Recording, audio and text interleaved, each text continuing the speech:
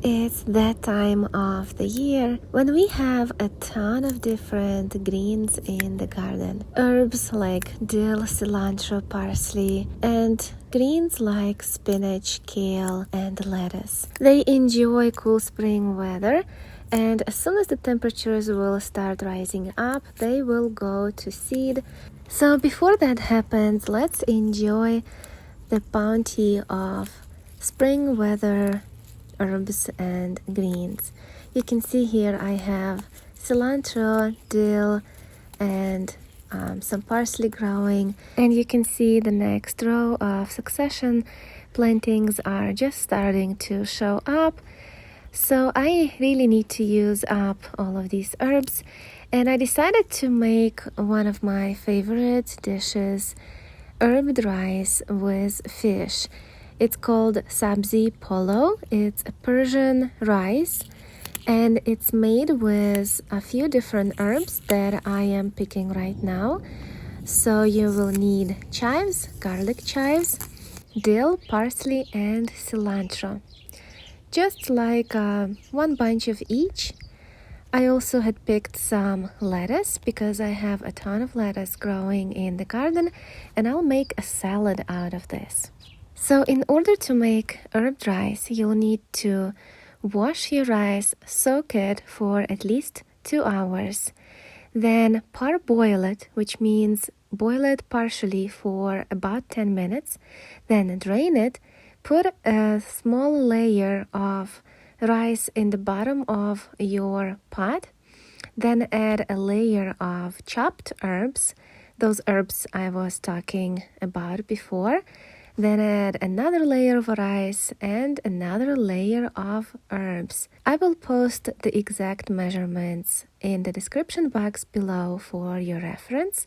The top layer has to be rice, and I'm using Persian Basmati rice, but you can use any long grain rice. After you made all your layers, add half a cup of water and 2 tablespoons of olive oil in the pot. Put paper towel or kitchen towel under the lid and cook it for 45 minutes on low gas. While rice is cooking, you can marinate your fish and then bake it for 20 minutes at 400 degrees. And here you have it, delicious meal, herbed rice with baked salmon and a side of a lettuce salad with some chopped tomatoes. Easy, quick meal, full of vitamins because all of those herbs are fresh from the garden, very aromatic and delicious. I also have a ton of kale growing in my garden, like really a lot of the kale. I don't know why I planted so many, but I wanted to try different varieties. Like this year I'm trying 1000 head kale for the first time. That's the one in the back, very large leaves. And I like to experiment and see which variety tastes better. This 1000 head kale is supposed to get really big, so I planted it in the back. Then ornamental kale and lettuce I planted in the front.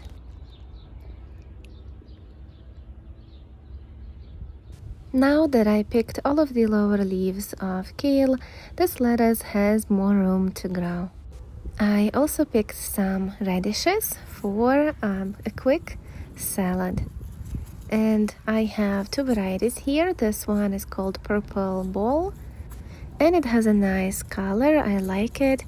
It's not a purple though, I would say it's more pinkish. And this one is a red variety, I think Early Globe, and these are French breakfast. So I decided to make pesto from all that kale that I harvested, and I figured I'll make 2 different pestos, one creamy and one as a salad dressing. So this one is going to be a creamy pesto with nutritional yeast and almonds. I also added some garlic chives to it and some olive oil and lemon juice. Again, I'll post exact measurements in the description box below. I didn't add any salt because nutritional yeast is already kind of salted.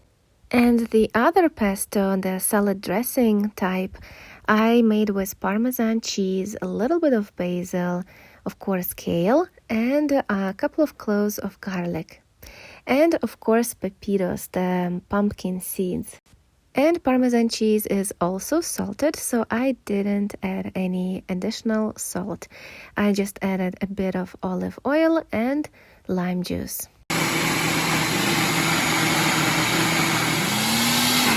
And the first one is ready. This is the one with almonds and nutritional yeast. So it became really creamy, kind of looks like guacamole to me. I think it would be great as a pasta sauce. Now let's blend the other one.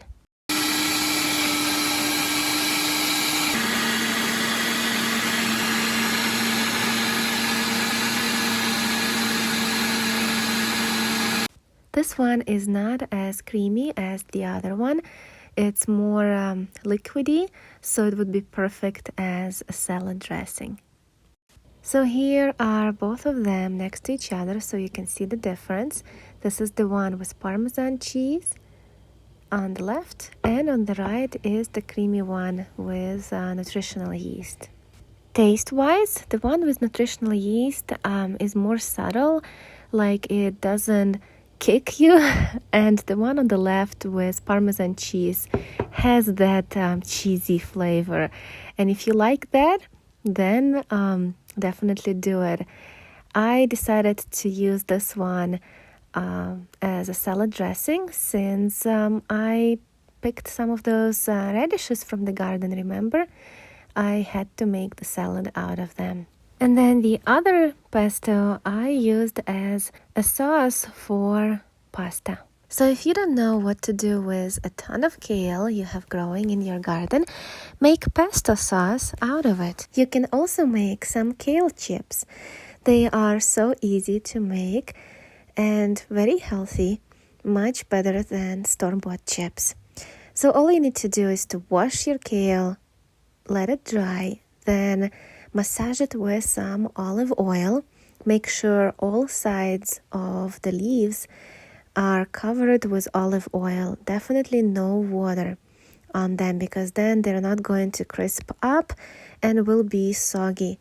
Then you lay them in one layer on the baking sheet, sprinkle with some salt and pepper, and bake at 300 degrees for about 15 minutes. And here you have it. Easy kale chips. Very delicious. Even my kids like them. So these were some of the things I do with extra greens and herbs that I have in my garden. Let me know in the comments below if you have tried any of these and how do you like it. Thank you for watching. Bye.